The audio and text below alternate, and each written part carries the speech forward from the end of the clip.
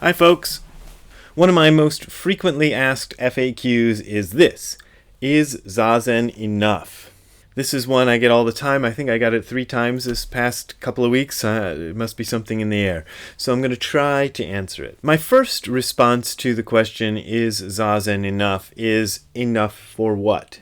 Because the question seems to imply that the questioner expects something to happen from Zazen. So is Zazen enough to make that something happen? So my next logical question is, what do you expect is going to happen? Now, the top 3 answers would seem to be, and this is kind of hypothetical, so excuse me if I'm not addressing one of your top expectations, but the ones I come across most often are enlightenment, peace of mind, becoming a better person. I think those are the 3 things most people want. So I'll try to answer from my experience as honestly as possible without giving you a lot of hoodwinky, like, what do you mean by results kind of thing. I'm just going to see if I can give you a straight, American guy answer, right? Enlightenment. There have been a few instances in my practice that have probably qualified as so-called Enlightenment Experiences. I've written about one of the big ones in 2 books, Hardcore Zen and There Is No God and He Is Always With You, and I think I even did a video about it once. I can't remember, my brain is not as good as it used to be. Anyway, I would associate those experiences with the practice, meaning that probably if I had not done Zazen, those experiences would not have happened. On the other hand, they weren't directly related. None of the experiences that would qualify as so-called enlightenment experiences that I've had happened during Zazen, for example. They always happen some other time. But I think they were related. Did Zazen bring about those experiences, though, is a difficult question. I don't know. And was Zazen enough? Well, I did a lot of other things. I was born who I was and where I was. I went to Japan. I did a fairly intensive sort of practice, as much as one can do when one is a lay person. So I never lived at a monastery, but I dedicated my life to Zazen for a good long period, probably continuing even into now, where Zazen was like the chief thing I did, even though I wasn't doing it every day for 18 hours a day or anything like that. It was my big thing. It was my, I was doing Zazen, I was reading about Zazen, I was studying with a teacher, I was talking to him about the practice and what he thought might happen, and I was trying to put the lessons I learned from those books about ethics and other practices into the practice. So, maybe. So, answer 1, enlightenment, maybe. Answer 2, be a better person. I don't know if that was number 2 in my list, but let's go with that one next. Am I a better person? I don't know. I think so. I think that if you met me now, you'd have a much more pleasant experience than if you met me, say, in 1985 or 1995 or 2005 or even 1975 when I would have been a little kid, but, probably you'd have a better time with me now, unless you were 11 years old, in which you probably want to meet me in 1975. But given that, I guess I've grown as a person. Was it because of Zazen exclusively? I don't know. I think that was part of it. There are other practices you can do. For example, one thing that surprised me when I first went to the San Francisco Zen Center is I happened to be there on a day when they were chanting the Loving-Kindness Sutra. Now, the Loving-Kindness Sutra isn't generally regarded as part of the Zen canon of sutras. It's an older sutra from, usually mostly associated with the Theravada school. I would in my mind anyway. And it goes like this. It's really short, so I'm going to read it to you. This is what should be accomplished by the one who is wise, who seeks the good and has obtained peace. Let one be strenuous, upright, and sincere, without pride, easily contented and joyous. Let one not be submerged by the things of the world. Let one not take upon oneself the burden of riches. Let one's senses be controlled. Let one be wise but not puffed up. And let one not desire great possessions even for one's family.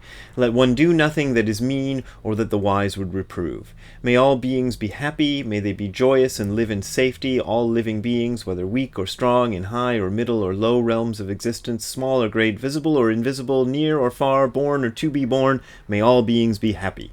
Let no one deceive another, nor despise any being in any state. Let none, by anger or hatred, wish harm to another. Even as a mother, at the risk of her life, watches over and protects her only child, so with a boundless mind should one cherish all living things, suffusing love over the entire world, above, below, and all around, without limit. So let one cultivate an infinite goodwill toward the whole world. Standing or walking, sitting or lying down, during all one's waking hours, let one practice the way with gratitude. Not holding to fixed views, endowed with insight, freed from sense appetites, one who achieves the way will be freed from the duality of birth and death. So would chanting that every day make you a better person? Well, if you put all the lessons of that sutra into action in every action of your life, like the sutra says, you'd probably be a pretty good person. Would that be enough? I don't know. Depends on you. Depends on what you're coming from. You know, if you're coming from a background of a homicidal maniac, maybe chanting the Loving-Kindness Sutra and doing Zazen every day would not be enough to stop you being a homicidal maniac. I don't know. If you're a reasonable person, you know, maybe you don't even need to read that. Maybe you're already like that. I don't know. Is it enough? You tell me. Peace of mind. Is it enough to do Zazen to get peace of mind? Well, my experiences as an 18-year-old just starting to do it with a fizzing mind full of testosterone and hormones and all kinds of crazy ideas about what I wanted to do with my life and everything else and being crazy, it helped. Doing Zazen as an everyday practice helped my little 18-year-old mind get a little bit calmer and a little bit more peaceful. It didn't erase it all. It didn't make me free from anger and upset and whatever else. But, you know, it made things a little better. So yeah, okay, maybe peace of mind. You might get a little bit more peace of mind if you do Zazen, and it might be enough. Because, I don't know, in my early days of practice, that's kind of all I did. I mean, I went to school. I had a lot of talks with my teacher, Tim, so that was part of it. But I wasn't really doing some kind of other peace of mind practice other than Zazen. Zazen was my main one. Now, the most recent person who asked me this question did get specific near the end of his email. Do you think that if someone were taught the fundamentals of Zazen and nothing else, that they would arrive at the same conclusions drawn by Siddhartha Gautama or Dogen? My answer to that would be, I don't know, maybe.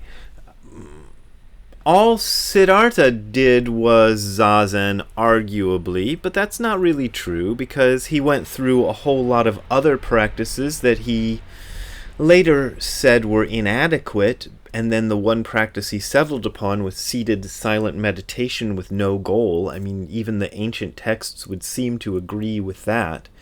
And it seemed to be the one thing, but it was maybe the tipping point after all those other practices. They probably had something to do with it. Dogen, what did Dogen do? Dogen did Zazen as his main practice. We know that. But he also did other stuff. He was a temple monk, so he did all the chanting and all the incense offering and all the bowing and all the other practices that you're supposed to do. So it was an integrated thing. So I guess my answer to the question is, I don't know. Zazen is, I think, the most fundamental of all Buddhist practices. It's the one thing I would not want to throw out if I were to throw out all the superfluous things. Which isn't to say that everything else in Buddhist practice is superfluous. I think they're important, but Zazen is the one thing you just can't get rid of and then still call it Buddhism, if you ask me. There are other people you could ask who would say, yeah, you can get rid of that and still have Buddhism. I think they're wrong. You might not think they're wrong. That's up to you. So there's my answer. Is Zazen enough? The answer, maybe. Thank you for watching. I make my living by donations that are sent to my PayPal and Patreon accounts, mainly as a result of these videos. So here's the information is below this if you're on YouTube, or you can go to YouTube and find the information. It's all linked there. Have a nice day. Thanks for watching.